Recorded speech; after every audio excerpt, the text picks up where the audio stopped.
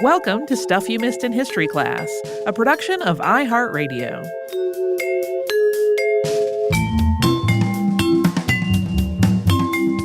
Hello and welcome to the podcast. I'm Tracy V. Wilson. And I'm Holly Fry. This is part 2 of our episode on Ida Tarbell versus John D. Rockefeller and Standard Oil. If you somehow came to this episode without already hearing part 1, I do strongly recommend listening to part 1 first. It lays a lot of groundwork for this. There are some things in it specifically that we will refer back to in this one. Last time, we talked about Ida Tarbell's upbringing in Northwest Pennsylvania during the Pennsylvania oil rush and how her family and her community clashed with Standard Oil during that time.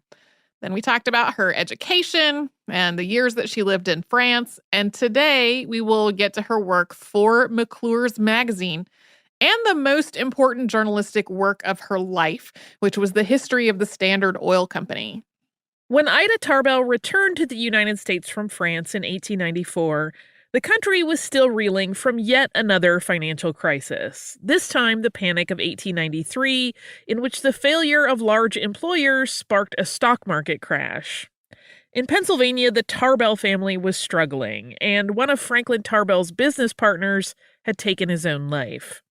After spending some time reuniting with them in Titusville, Ida moved to New York to work for Samuel Sidney McClure at McClure's magazine.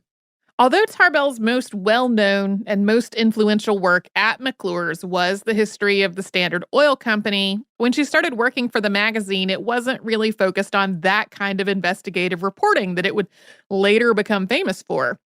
Tarbell's first big project at McClure's was a biography of Napoleon Bonaparte.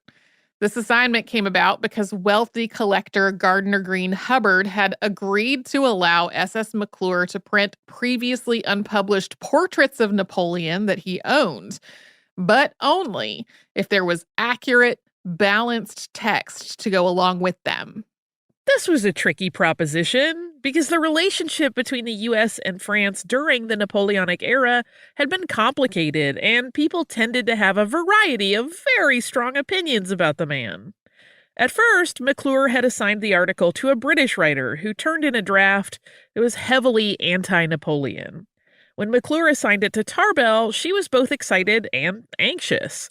This was an opportunity to build on her previous research on Madame Roland. But at the same time, she had just left Paris, where she would have had access to primary sources that just were not available in the U.S. Tarbell took the assignment, though, traveling to Washington, D.C. to conduct research there. She boarded with Hubbard. Since he was wealthy, her lodgings there were extremely comfortable. She also started making government and business connections in addition to doing her research work. She approached Napoleon much as she had Madame Roland, allowing the research to lead her wherever it might, even if that wasn't where she expected or hoped. The final result was an 8-part biography that was enormously successful for the magazine. It was credited with increasing circulation from 24,000 to 100,000 subscribers. The collected articles were then published as a book that went into multiple printings. Her next assignment was a biography of Abraham Lincoln. At this point, Lincoln's assassination was about 30 years in the past, and there was a general sense that there kind of wasn't much left to say about him. Tarbell also wasn't sure she really wanted this assignment because she was afraid that if she shifted away from French history, she might never get back to it. In the end, she went to Illinois, interviewing relatives and people who had known Lincoln, including some who had never been interviewed before. She combed through primary sources, printing some of those sources as part of her series. Like her series on Napoleon, the Abraham Lincoln series was generally well received, but she did face some criticism that she had glossed over or minimized Lincoln's various faults and missteps. The series was incredibly popular, though, and it was credited with boosting the magazine's circulation again, this time by another 200,000 readers. As with her Napoleon series, in 1900, this was printed as a book. It was titled The Life of Abraham Lincoln, drawn from original sources and containing many speeches, letters, and telegrams hitherto unpublished, and illustrated with many reproductions from original paintings, photographs, etc. By this point, the U.S. had entered the period of social activism and reform that has become known as the Progressive Era. This has come up on the show in a number of previous episodes, but basically, Progressive Era reformers hope to counteract the negative impacts of industrialization and urbanization, using social programs, laws, activism, and other efforts to just try to make the country a cleaner, safer, healthier, and generally better place.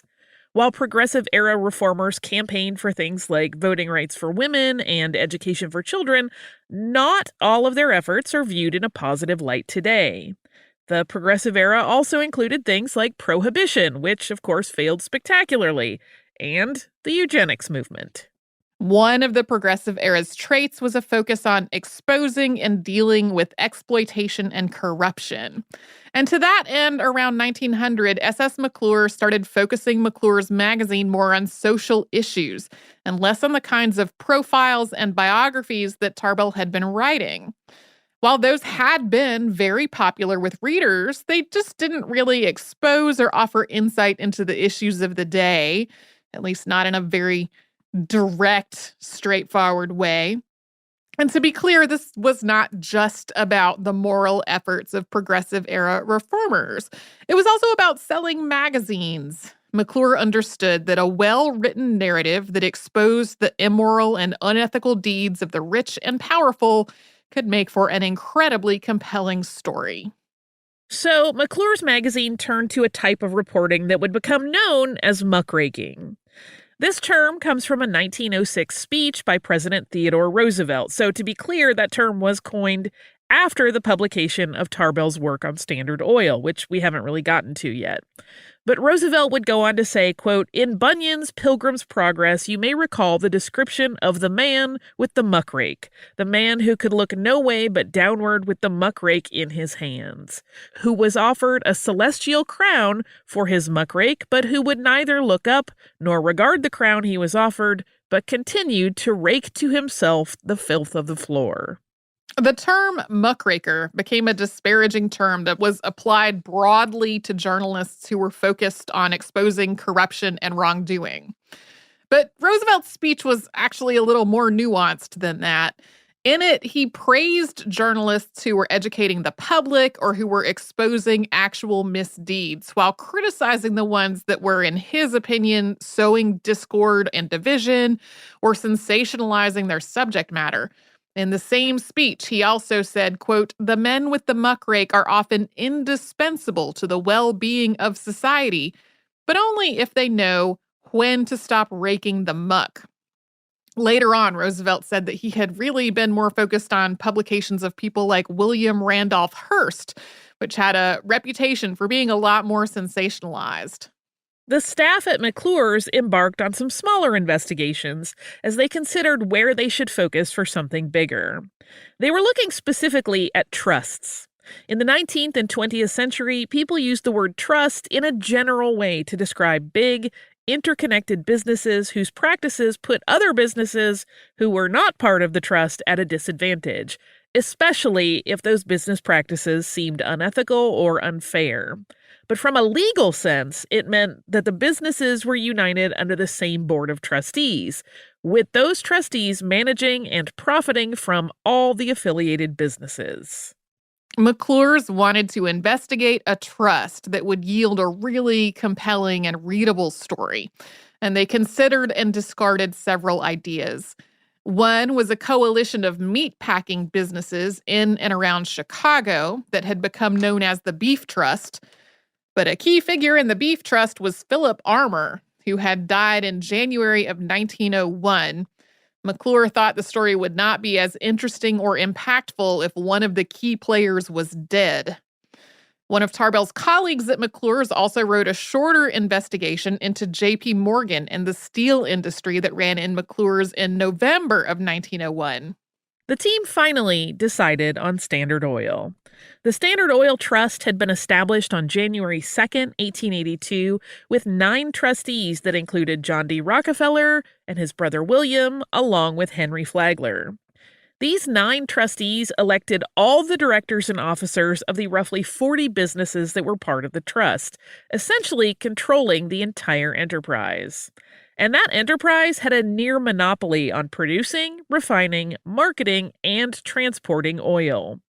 This trust had already faced a lot of criticism, including being forced to break up and reestablish itself in New Jersey after facing legal action in Ohio in 1892. At this point, Ida Tarbell's family was really struggling. The Pennsylvania oil industry was being eclipsed by oil fields in other states, including Texas and California. The invention of the electric light had reduced the demand for oil. At this point, they didn't know it. This was a temporary drop in demand, but it made it a lot harder to turn a profit. That made it even harder for independent oil businesses to compete with Standard Oil's monopoly. Franklin Tarbell had mortgaged the family home, and a lot of other people in their community were in the same position. Tarbell's coworkers knew about all of this, and they saw her family history with the industry as an asset, making Tarbell uniquely suited to investigate and write about Standard Oil. She agreed to take on the story, working out the details with McClure in Europe while he vacationed there. Their plan was for about 100 total pages, totaling about 25,000 words, to be published across multiple issues of the magazine. She ended up with a 19-part series. When it was published as a book, it took 2 volumes, each of them more than 400 pages long. We're going to talk about this a little bit more after we first pause for a little sponsor break.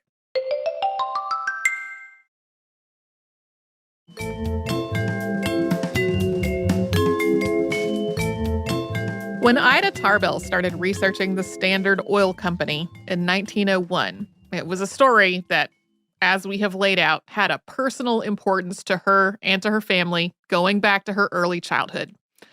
She also had a working knowledge of various aspects of the oil business thanks to things she had learned from her father. But her father did not want her to do this story. He thought that John D. Rockefeller would destroy her and would destroy McClure's magazine, just like Standard Oil had destroyed the lives and businesses of so many people the Tarbells personally knew. Rockefeller himself was now in his 60s, and he had largely retired from day-to-day business operations, but he was still the company's biggest stockholder and was one of the richest and most powerful people in the United States. Tarbell's research involved going through decades of court records. We noted back in part 1 that critics had questioned whether Standard Oil's business practices were legal almost from the very beginning, as Rockefeller's business partner Henry M. Flagler worked out a deal with Lakeshore Line in which the railroad reduced its shipping prices in exchange for Flagler promising to ship at least 60 carloads of oil products per day. Since that time, various states had passed antitrust legislation. The Interstate Commerce Commission had been established in 1887 to regulate the railroad industry after years of complaints about railroad rates, including railroads charging higher rates for smaller businesses. So, various state legislatures had investigated Standard Oil. The company had appeared before congressional committees in 1872 and 1876. There was also that legal action in Ohio that had led Standard Oil to break up and move to New Jersey and put itself back together again. Standard Oil had also been involved in investigations into the railroads it was associated with and their business practices. And then outside of the courts, there were things like articles of incorporation and internal documents and pamphlets and previous news reporting. There was just a wealth of material to go through. On top of all of that, on July 2nd, 1890, President Benjamin Harrison had signed the Sherman Antitrust Act, or, quote, an act to protect trade and commerce against unlawful restraints and monopolies, into law. Trusts were deeply unpopular at this point, and the law passed through Congress almost unanimously. The only person who voted against it was Senator Rufus Blodgett, who was a railroad executive. The Sherman Antitrust Act outlawed trusts, monopolies, and other business activities that restricted interstate trade or trade with foreign powers. Parts of this law were vague, though, and the punishments that it outlined really weren't a big deterrent for people who had already become really wealthy through this kind of activity, such as the Rockefellers. If you had millions of dollars, a $5,000 fine was just not something that would make you change your business practices. In 1895, the Supreme Court had also found that American Sugar Refining Company had not violated the Sherman Antitrust Act, even though it controlled nearly all of the sugar refining in the United States. So that decision made this law harder to enforce. Even though the federal government wasn't really enforcing the Sherman Antitrust Act, on paper it made a lot of Standard Oil's activities that we've already described illegal. And then, when Theodore Roosevelt became president in 1901 after the assassination of William McKinley, he did make it a priority. He thought trusts were restricting business and eroding public trust. And that was just about the time that Ida Tarbell started researching Standard Oil for McClure's. Tarbell and her research assistant, John Siddall, pored over years and years of legal documents, court filings, and other primary source documentation of Standard Oil's activities. Along the way, and during the writing and editing process, they and SS McClure refined a process that would include practices that are standard in the field of investigative journalism today. Things like doing in-depth research through primary source documents and protecting the identities of people who acted as sources, and allowing subjects of reported pieces to correct inaccuracies, but otherwise not to change or influence the writing in any way. And even though this story was so deeply personal to Tarbell, something that had made her frustrated and angry and upset at various points in her life, she also tried to put her personal feelings aside and instead to follow the story wherever the facts took her. In her words, quote, "I've tried to lean neither to one side nor the other in my Standard Oil articles, but merely to tell the truth, corroborated by court documents and pamphlets issued at various times." After extensive research and legwork, Tarbell sought out interviews with people at Standard Oil. Henry H. Rogers had once been an independent oil producer who had lived not far from the Tarbells, but he'd gone on to work with John D. Rockefeller for 25 years.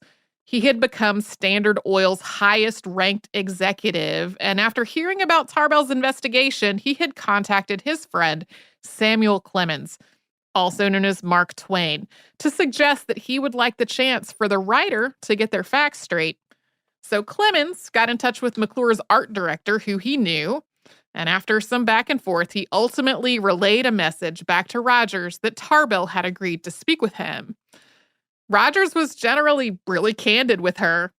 He said some things to her that seemed kind of surprising, but he was also furious when he learned that she had gotten her hands on some internal documents that outlined how Standard Oil had colluded with the railroads to intentionally drive competitors out of business. In the end, Ida M. Tarbell wrote a series that outlined the general history of the Pennsylvania oil industry, the creation of Southern Improvement Company, other efforts to fix railroad rates in Standard Oil's favor and control the oil output from Pennsylvania, the establishment of the trust, and various decisions along the way that undermined the principles of free trade to give the trust an unfair business advantage. There were details that people knew already, but had not necessarily connected the dots on, as well as places where she filled in the gaps or found documentation that had not been unearthed before. She laid out a pattern of intimidation, predatory competition, bribery, corporate espionage, secret dealings, payoffs, and collusion. And it connected to oil production, refining, railroads, pipelines, and marketing. Tarbell and Siddall were still doing research as this series was being published, and they kept unearthing new information, including that Rockefeller's father was still alive, which came to light in 1903. When Tarbell printed her biographical profile of Rockefeller after her main reporting was complete, she disclosed his father's masquerading as a deaf-mute peddler and allegations that he was a horse thief. After Tarbell finished that 19-part series, as Tracy just mentioned, she wrote a 2-part biographical profile of Rockefeller, and that ran in July and August of 1905. And while she covered his devout religious beliefs, his church attendance, and his philanthropy, and noted that he had a brilliant business sense and ability to strategize, her critical tone was not as restrained as it had been for the rest of the report. In the second part, she calls him a, quote, money maniac, secretly, patiently, eternally plotting how he may add to his wealth.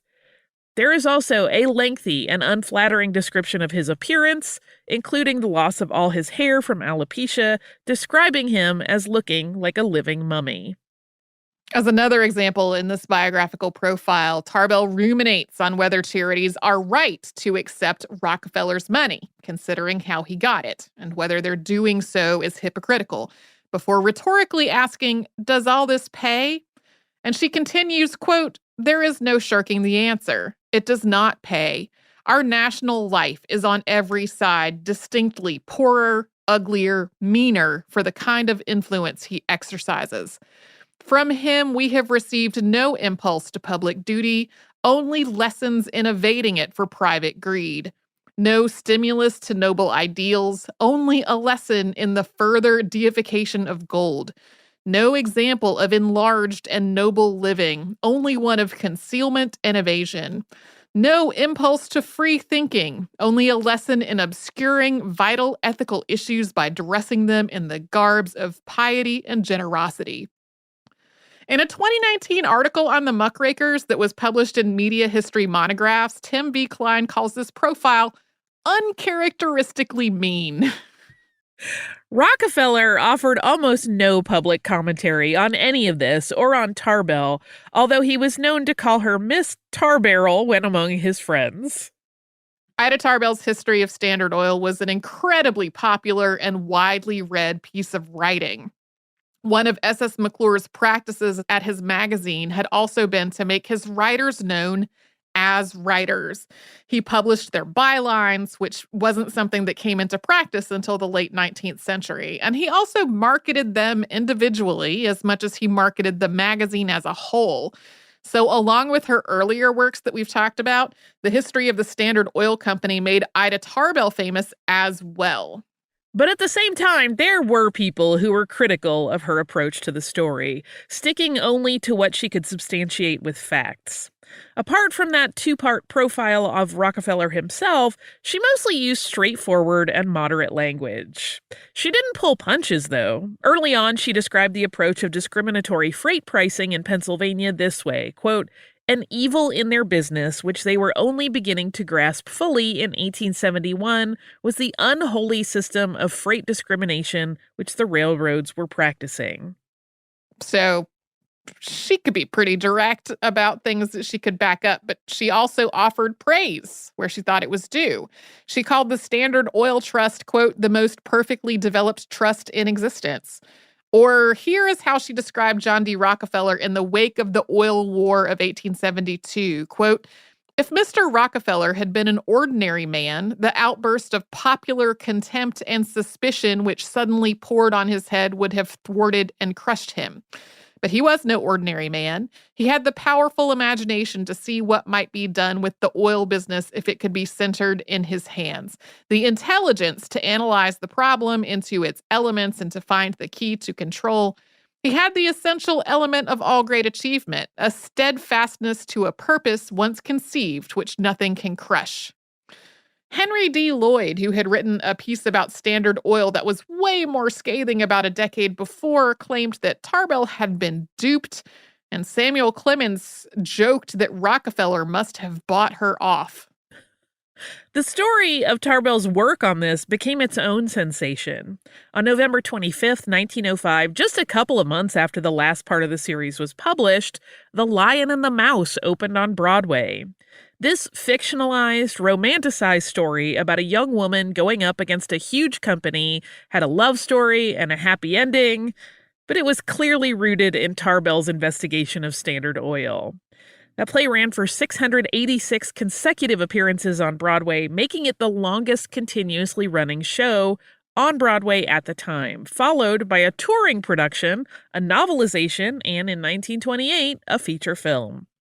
On November 15th, 1906, prompted in part by material that Ida Tarbell had unearthed in her reporting and the furor that had followed, the federal government charged the Standard Oil Company of New Jersey and its affiliates with violating the Sherman Antitrust Act.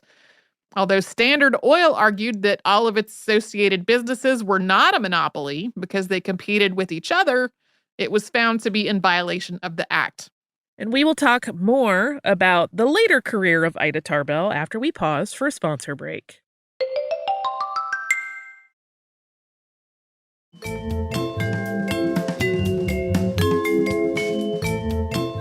In addition to the federal charges being filed against Standard Oil, in 1906, Ida Tarbell left McClure's.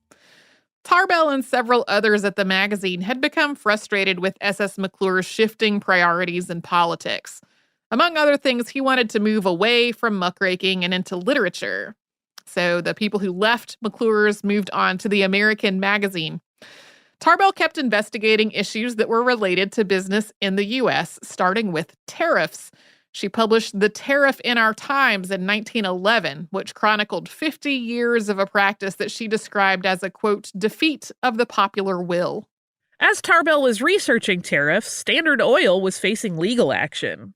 On November 20th, 1909, a federal circuit court unanimously ruled that Standard Oil had violated the Sherman Antitrust Act and ordered that the company be dissolved. Standard Oil appealed, and in 1911, the U.S. Supreme Court upheld the verdict.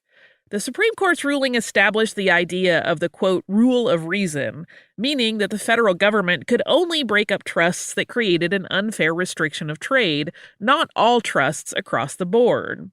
Justice John Marshall Harlan concurred with the ruling in general, but dissented with the establishment of this standard, arguing that it created a restriction that had not been part of the law as it was passed.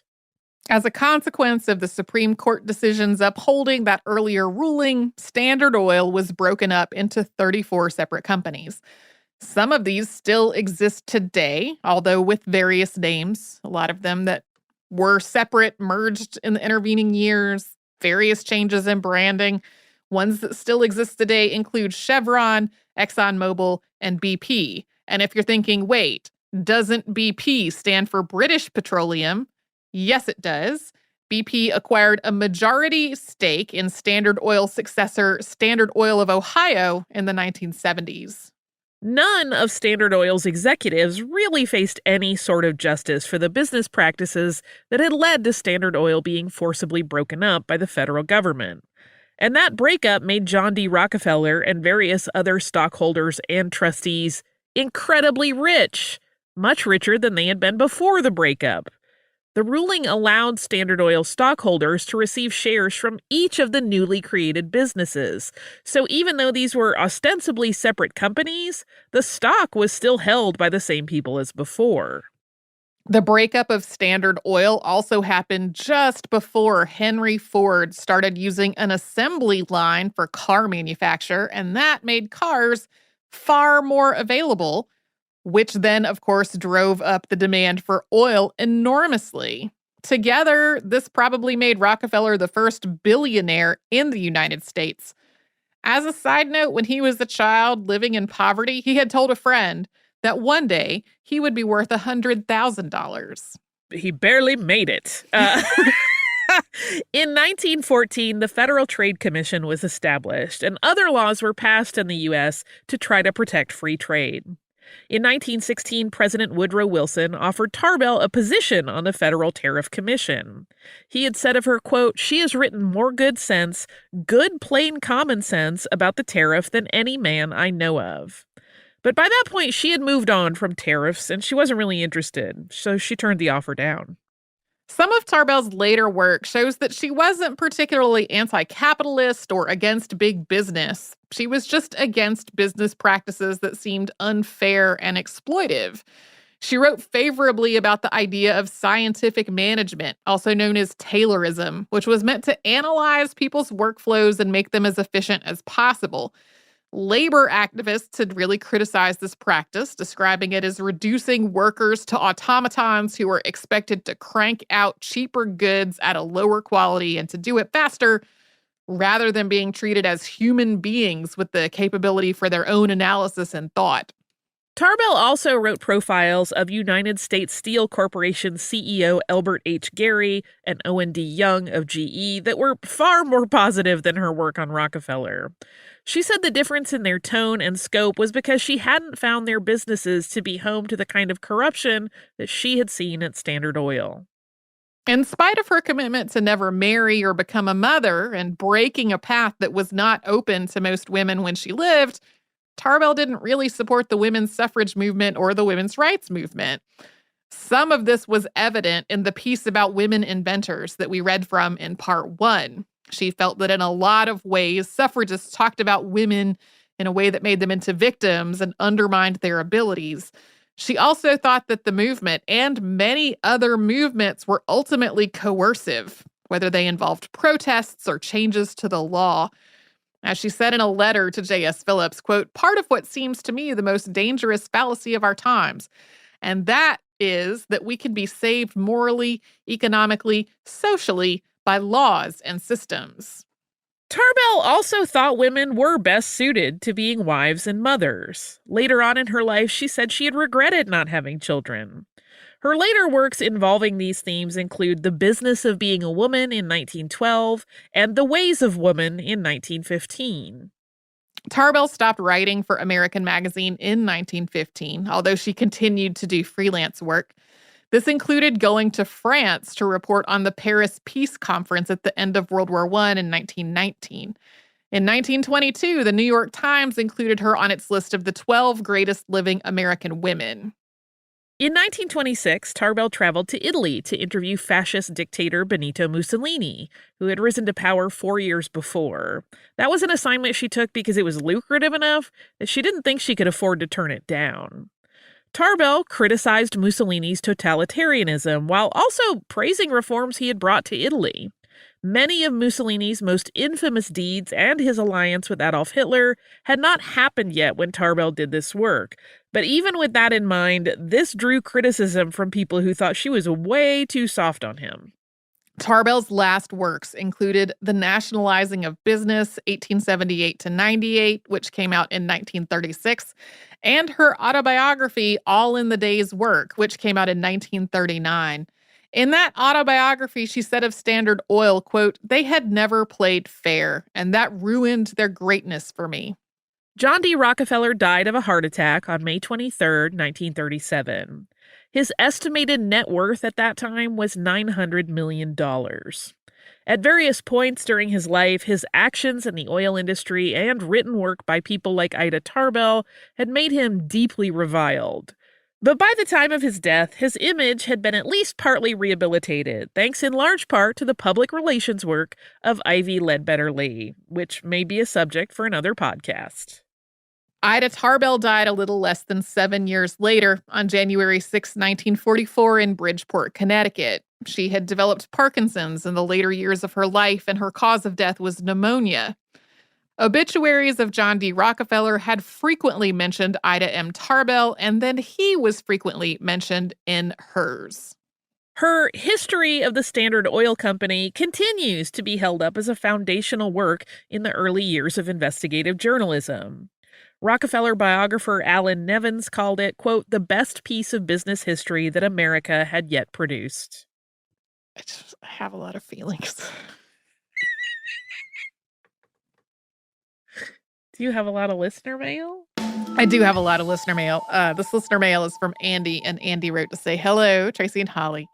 I'm a longtime listener of your show and am incredibly thankful for the hours of unique insights, entertainment, and companionship you've given me over the years. I live in Washington, D.C. with my husband and our 2 dogs, and your podcast has helped me emotionally navigate the various ups and downs of the last few years. We even saw your live show about Anne Royal in 2019. I'm writing today, however, about the sunken city of Thonis Heraklion, which you covered in the most recent episode of Unearthed. In fall 2020, my family went to an exhibit about the city at the Virginia Museum of Fine Arts. I had intended to write you both last year, but life got in the way. The exhibition was gorgeous, informative, and almost pilgrimage-like. The curators paid particular attention to ancient Egyptian religious practices, including a candlelit shrine to Osiris. The exhibit focused on how even by the 4th century BCE, Greeks, Romans, and other ancient peoples were already interpreting and reinterpreting Egyptian religious beliefs to meet their spiritual, social, and political needs. It reminded me that past podcast subjects like Madame Helena Blavatsky and Aleister Crowley were part of a long tradition of people who found spiritual solace in ancient Egyptian religion, albeit largely void of its original context and meaning. One October, it might be fun to do an episode on Egyptian religion in its pharaonic context and then explore how other peoples have adapted it. Roman worship of Isis, medieval Hermetics, early modern Rosicrucianism, 19th century Egyptian revival synagogue architecture, etc. I also wanted to share our favorite part of the Thonis Heraklion exhibit. During the pandemic, my husband and I had grown pretty elaborate lockdown beards, so we were tickled when we encountered so many heavily bearded gods at the exhibit. While it is well known that the Greeks considered the Egyptians' animal-headed deities to be absurd, the curators made it clear that the Egyptians viewed the unkempt, scruffy Greek gods to be just as silly. Anyway, we decided to lean into the beards for our Halloween costumes last year, and I think they looked pretty fantastic. Below are our takes on the syncretic deities Serapis, my husband, and Zeus Ammon, me. Andy ends by thanking us for all our hard work. Thank you, Andy, for these pictures. They are fabulous. I love it. Those are indeed some amazing beards and some amazing interpretations of these deities. So thank you so much for sending this email and these pictures. I did not know anything about that exhibit. I spent a little time poking around the website to get a sense of what it was all about. So it seems amazing. If you would like to write to us about this or any other podcast, we're at historypodcast@iheartradio.com. And we're also all over social media at Missed in History, which is where you'll find our Facebook, Twitter, Pinterest, and Instagram.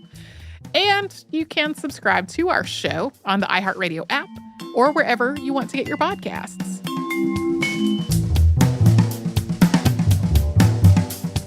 Stuff You Missed in History Class is a production of iHeartRadio. For more podcasts from iHeartRadio, visit the iHeartRadio app, Apple Podcasts, or wherever you listen to your favorite shows.